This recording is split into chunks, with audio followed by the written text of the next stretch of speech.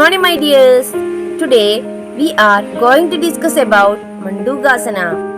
Mandukasana gives you relief from stress and it improves flexibility and mobility of knees and ankle joints. By watching this video, you will learn the steps and benefits of Mandukasana. First, come to Sthiti by sitting with both legs stretched with the heels together.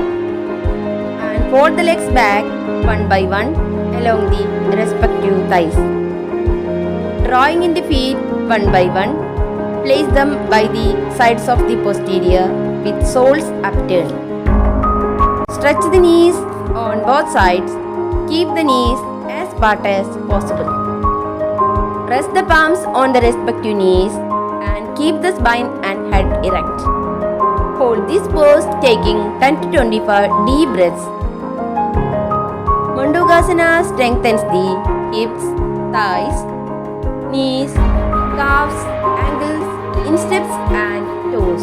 Release your hands and the legs and come back to the sthiti. Relax for a while before finishing. My dears, you have to do Mandukasana thrice and send me a snap.